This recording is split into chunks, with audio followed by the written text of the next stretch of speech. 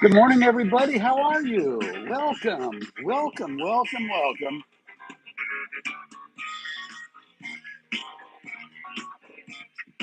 Getting my 67-year-old groove on for a moment from way back in the 70s. Woo, making my head dizzy. How are you all today? It's the weekly space update that I do every Thursday. Today I wanted to bring you something just a little different for a Thursday. Little Billy there. And another Billy here. Let's talk about him. Let's just get into this. So before I get started, I do want to bring this to you. I happen to have it up on my .com site right now, but I wanted to share particularly this with you. Let me stop that and get over here to this. So Mr. Shatner, as many of you know, shattered me into early retirement just 3 Januaries ago. But let you just play 30 seconds of the clip that really sent me wherever I'm at today. Ready? Are you ready for this? Check this out. Let me make a larger screen. All right, Billy, go ahead. Tell everybody how you were. Captain Kirk went up, right? Captain Kirk went up into space and is floating. But I subject to you that he never came back. Watch and listen. This was life. We broke through that with a count of 1 or 2 at 2,500 miles an hour, and the skin is 50 miles thick. Broke through, and all of a sudden the blue is down below and the blackness of space. Now, space is interesting, the universe that lies there, but at that moment, in that big window, it was only black and ominous, and that was death, and this was life, and everything else just stood still for a moment. I was overwhelmed with the experience, with the sensation. Shut up. I'm sorry. I'm sorry. It makes me mad. Like I say, this on the Today Show, the day after he went up with a Jeff Bezos rocket on Blue Origin, he came back. And like I say, I saw William Shatner and Captain Kirk get into that rocket. But this guy that came back no longer carries Captain Kirk in him anywhere. Captain Kirk would have never said, oh, black is death and blue is life and blah, blah, blah, blah, blah. He says, oh, we got to protect our planet. We need to do both. We need to protect our planet and we need to become a multi-planet species. Wow, I said that, didn't I? I said it right. But we need to. So I have retired early and I've come up with a couple different thoughts because I was shattered into early retirement thanks to good old Mr. Shatner. There's another video where I talk about it. Talk about space perspective here in just a moment. But more importantly, today, my weekly space update is about the Coalition of Expendable Seniors. Yeah, I said that right. The Coalition of Expendable Seniors. And before we get into that, I want to ask you, let me look at you when I ask you, what do space perspective, T.S. Eliot, and spiders, particularly orb weaver spiders, all have in common? Do you know? They all play a part in me getting up into space. Stick with me here. They do. On that first manned mission to Mars. That's what all of this is eventually all about, is me being on that first manned mission to Mars. There's so many people. I saw a young girl go, oh, I'm training and practicing so I can be on that first mission. I know to be a one-way. Well, then why would you go being a young woman that's training and learning all this stuff? I don't need to learn how we built it or all of that stuff. I'm an expendable senior. Bear with me here. Get back to my notes. You see, I believe we need to save those worth millions of dollars in education and training, like the young lady that says, I'll be on that first manned mission. I know it's only one way. I need to go. I'm 67. I got a good 10 years left in me. Let me go. And let me tell you why, right? We need to save those younger individuals and those crews that should be set for success at every possible junction when it comes to becoming a multi-planet species. Yeah, stick with me here. Space perspective trouble, okay? Space perspective is in trouble right now. And I need some serious people to put some serious thought into this, because this was, I thought, my first leg into space. Now I wonder. Preliminary reports are that Space Perspective is being evicted from Titusville launch facilities over a $90,000 bill.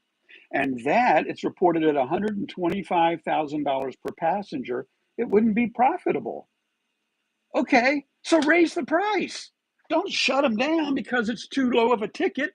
Let them raise the price. The last I heard on this, they have over $1,400 deposits, $1,400,000 deposits for future flights, right? Which is why I need to be on one of the first ones as a test pilot to go up in this.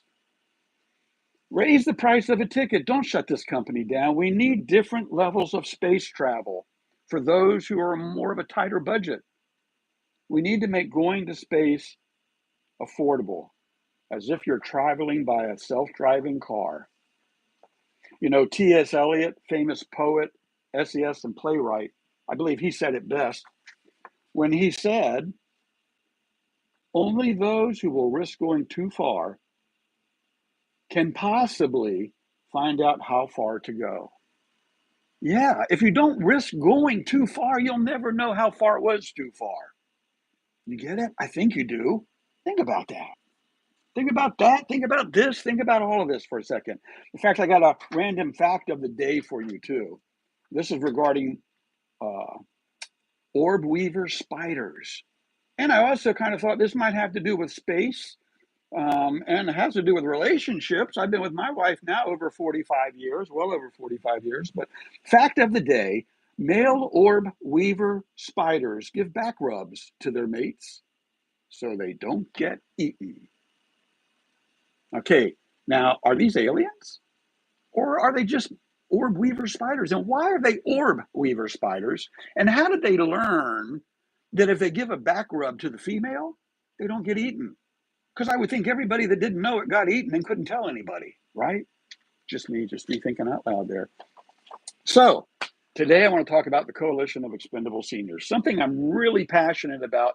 And as a part-time Uber Lyft driver, I get the opportunity to share my enthusiasm with the riders in my car. And I thought, let me try to do this online for those of you who are really into what I'm talking about here. What is the Coalition of Expendable Seniors? We are a group of like-minded individuals who have lived great lives. And as we enter the epilogue of our lives, we stand ready to save a life by volunteering ours as those pioneer test pilot subjects and pioneer crews, right? You see, I believe that the first manned mission to Mars is going to take anywhere from between 4 to 6 months to get there. Can we get there? Depends on the proper alignment of the planets, for sure, between Earth and Mars. You can't go when they're at their farthest peaks away. It could take years to get there if you're trying to catch the planet. So the first challenge is, can we get there? Can we get a crew there to the planet? 4 to 6 months. The journey alone is going to present its own set of unique challenges that at any point in time could cause a catastrophic event. Yeah, I've given this a lot of thought, as you can see by what I'm telling you. So why would we put a scientist or astronaut on those trips when all that is really needed are trained monkeys? Monkeys that can speak like me. I can talk. I can do basic tasks. I can solve basic problems.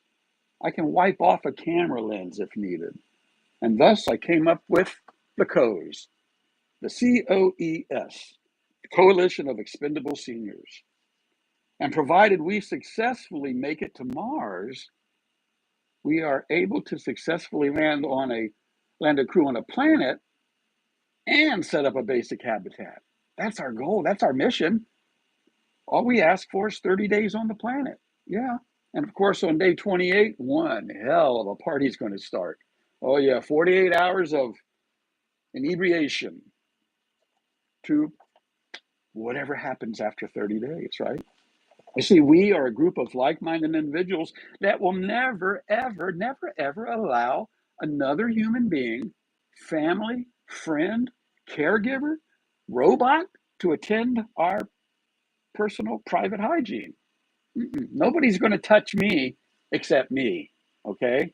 My wife, the only exception, but we're going at the same rate of speed here. So I am never going to allow anybody to take care of my hygiene. I'm sorry about it. Now, if I wake up in a hospital and I didn't have any choice to that point, that's one thing. Anyways, you see, at that point, many of us feel our lives are indeed over. What a waste of a life, especially at the end of our lives. We want to experience that one last rush of excitement and making the ultimate contribution for the sake of our planet and species and our descendants. Yeah. Not only do we leave a legacy for generations to come, however, there would also be a secondary return vehicle sitting on the planet. If needed, it's there and ready to go. It could be a backup habitat if needed, if something with the habitat goes wrong. There's so much logic in this. The logistics in this is there's no downside. There's not. A secondary return vehicle on the planet in the event it is needed once the crew of scientists come to do their work. More payload on the first rocket to go to the planet for future use. 28 days to test the systems and habitat for the next crew, ensuring their success. One way of protecting our planet and ensuring we become a multi-planet species. The time is now, and we must unite more than ever before in known humanity. You see, we are a group of like-minded individuals who want to make the ultimate sacrifice with what little life we have left. Yeah, a group of like-minded individuals who stand at the ready, united by the Coalition of Expendable Seniors, the COES. With that said, folks, I'm high-fiving out. I want to give you all some serious time to think about what I just said. If you will, hit the rewind button, go back and listen and watch it again. Give it a little bit of thought. If you have any other questions, I invite you to go to my .com site, which is here somewhere. It's right here.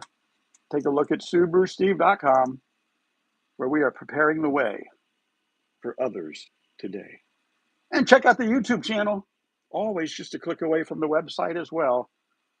Here I am live. Oh, I'm not going to do that. I click on that live, and then I'm live. And then I'm like, no, you're not too late. No, I see you, Foggy. I just saw you pop in, and my goodness, calm down. I see you rushed. You rushed in. Calm down. You're not too late. Never too late. I think I'm done. Very rare time that I find nothing to say. Group of like-minded individuals, the COES. Coalition of Expendable Seniors. We're going to make things happen, folks. I look forward to it. Have a great day. Stay warm. It's cold. Catch me tomorrow for thank goodness it's Friday. Get ready for the weekend fun here in Hampton Roads and 30 degrees outside. Not sure what we're doing tomorrow, but I'll be on these roads here in Hampton Roads. Have a great day. I am high-fiving out now. Visit me at SubaruSteve.com, and I'll talk to you all later. Bye-bye. Bye, bye, bye, bye, bye, bye, bye. Hey, what's going on here? Hit that button. No, this one. No, that one. This one. That. No.